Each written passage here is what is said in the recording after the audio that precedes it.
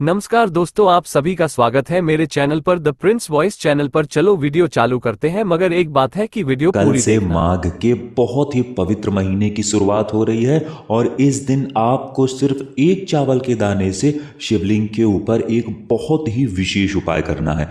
पूज्य गुरु जी ने कहा कि इस पवित्र महीने की शुरुआत आपको सिर्फ एक चावल के दाने से करनी है और यही एक चावल का दाना आपके जीवन की सारी दरिद्रता को, सारी आर्थिक समस्याओं को, धन दौलत से संबंधित समस्या हो या फिर व्यापार से संबंधित समस्या हो या फिर नौकरी से संबंधित समस्या हो या फिर घर में बहुत ज़्यादा लड़ाई झगड़ा हो रहा हो, किसी भी प्रकार की समस्या जीवन में चल रही है तो सिर्फ ये एक चावल का दाना आपको महादेव की अनन्य कृपा तो प्राप्त कराएगा ही और साथ ही साथ घर में धन धान्य की भी प्राप्ति करवाएगा। तो चलिए जानते हैं गुरु जी द्वारा बताए गए इस बहुत ही खास उपाय के बारे में, लेकिन उससे पहले एक प्रार्थना। अगर आप चैनल पर नए हैं तो कृपया चैनल को सब्सक्राइब अवश्य कर लें। देखिए, आप सभी जानते हैं कि इस माघ के महीने का बहुत ही ज़्यादा पुण्य होता है।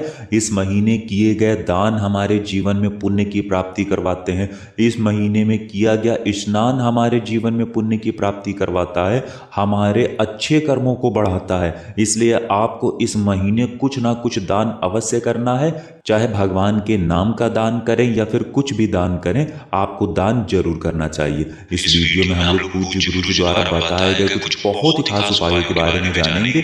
इनमें से जो भी उपाय आपके लिए हो वो उपाय आप कर सकते हैं। चलिए जानते हैं गुरु जी द्वारा बताए गए पहले उपाय के बारे में।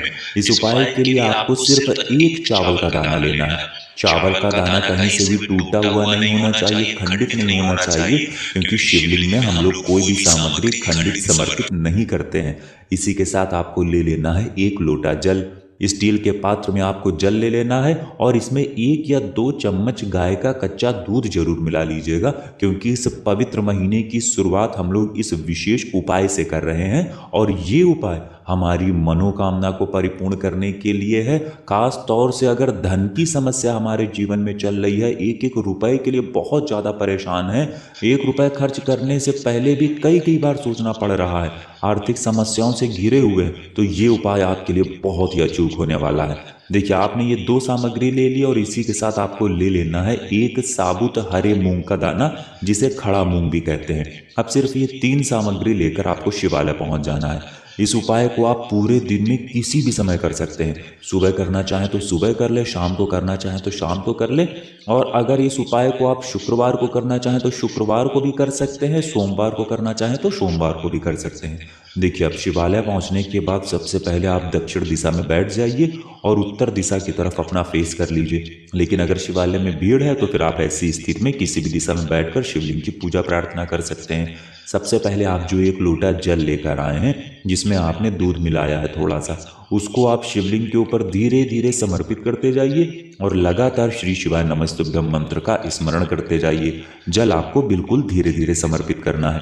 इसके बाद आप जो एक चावल का दाना लेकर आए हैं और एक हरे मूंग का दाना लेकर आए हैं, इन दोनों को अपनी हथेली में रखिए। महादेव से प्रार्थना करिए कि मेरे जीवन में धन की बहुत ज़्यादा समस्या चल रही है, रुपए पैसों की बहुत ज़्यादा दिक्कत है, आर्थिक समस्याओं से घिरे हुए हैं, रुपए पैसे कमाने का कोई रास्ता नहीं दिखाई पड़ रहा है। धन प्राप्ति के लिए आपको महादेव से प्रार्थना करनी है और फिर ये एक चावल का दाना तथा एक हरे साबुत मूंग का दाना आपको शिवलिंग के ऊपर समर्पित कर देना है। समर्पित करने के बाद 1 मिनट अपनी हथेली को वहीं शिवलिंग के ऊपर रखा रहने दीजिए।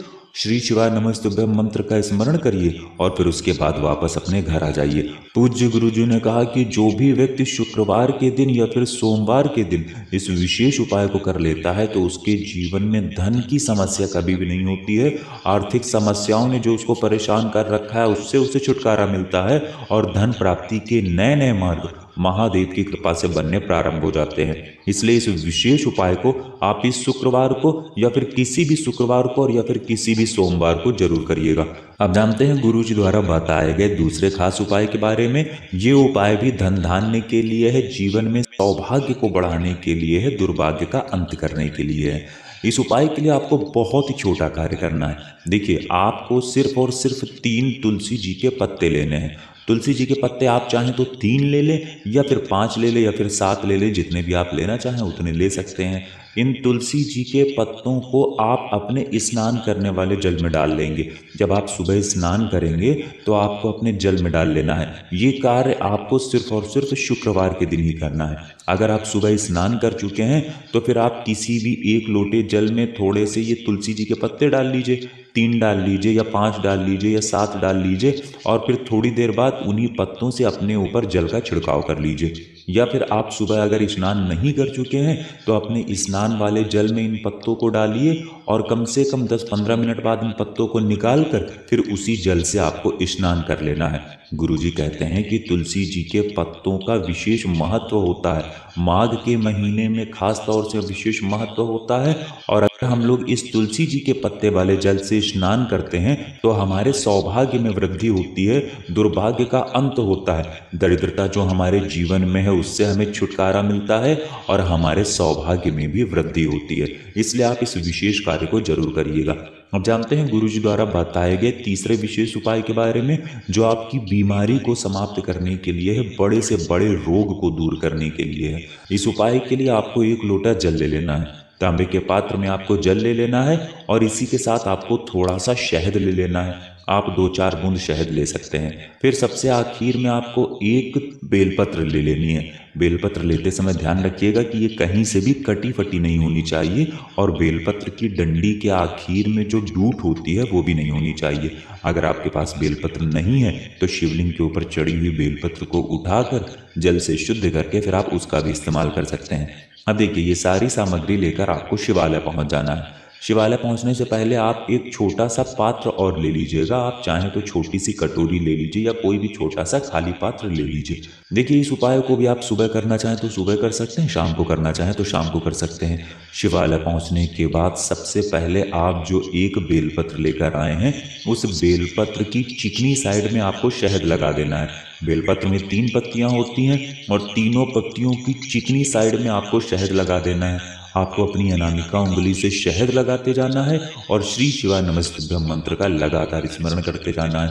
फिर इसके बाद बेलपत्र को अपनी हथेली में रखना है और कुंदकेश्वर महादेव से प्रार्थना कर लेनी है कि मेरे शरीर में इस प्रकार से भारी रोग हो गया है, कई डॉक्टरों को दिखा लिया है, कई जगह से इलाज करवा लिया है, लेकिन मुझे मेरी बीमारी में आराम नहीं मिल रहा है। हे मेरे कुंदकेश्वर महादेव, कृपया मुझे मेरी बीमारी में आराम दिलाने की कृपा करें। आपको ऐसी महादेव से प्रार्थना कर लेनी है और फिर ये 1 बेलपत्र आपको शिवलिंग के ऊपर समर्पित कर देना है। ध्यान रखिएगा, बेलपत्र की चिकनी साइड का हिस्सा शिवलिंग में टच करेगा, यानी जिस तरफ आपने शहद लगाया है वो शिवलिंग में टच करेगा और बेलपत्र की डंडी जलाधारी की तरफ रहेगी। इसके बाद आप जो जल लेकर आए हैं उसको धीरे धीरे इसी बेलपत्र के ऊपर यानी शिवलिंग के ऊपर समर्पित करते जाइए और लगातार श्री शिवाय नमस्तुभ्यम मंत्र का स्मरण करते जाइए। इसके बाद जलाधारी से जो जल नीचे गिर रहा है उसके नीचे आप वही खाली पात्र लगा दीजिए, जिससे ये जल आपके खाली पात्र में एकत्र हो जाए। अब इस एकत्र हुए जल को और बेलपत्र को भी आप उठा लेंगे और इस जल को भी आप उठा लेंगे और वहीं शिवलिंग के सामने बैठे बैठे आप कुंदकेश्वर महादेव से प्रार्थना कर लेंगे कि हे मेरे कुंदकेश्वर महादेव, इस बेलपत्र को और इस जल को औषधि स्वरूप बना दीजिए। दोनों को औषधि स्वरूप बनवाने के बाद आपको ये लेकर अपने घर पहुंच जाना है। घर आने के बाद आपको अगले दिन से, देखिए अगर आप ये उपाय शुक्रवार के दिन कर रहे हैं तो फिर आपको शनिवार को बेलपत्र की सबसे आगे वाली पत्ती को चबा चबा कर खा लेना है और थोड़े से जल का आचमन कर लेना है। जो जल आप लेकर आए हैं उसको थोड़ा सा आचमन कर लेना है। फिर इसके बाद अगले दिन यानी रविवार के दिन आपको नीचे की एक पत्ती चबा चबा कर खा लेनी है और थोड़े से जल का आचमन कर लेना है। फिर तीसरे दिन यानी सोमवार के दिन आपको तीसरी पत्ती चबा चबा कर खा लेनी है और जल का आचमन कर लेना है।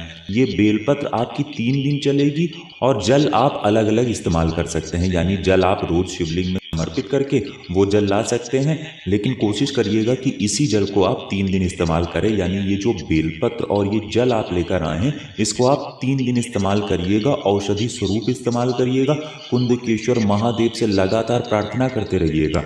आपको ये बेलपत्र खाते हुए और जल का आचमन करते हुए लगातार 3 दिनों तक कुंदकेश्वर महादेव से प्रार्थना करते रहना है कि हे मेरे कुंदकेश्वर महादेव, मेरी बीमारी में मुझे आराम दिलाने की कृपा करें। ऐसी प्रार्थना करने के बाद ही आपको ये बेलपत्र और जल का आचमन करना है।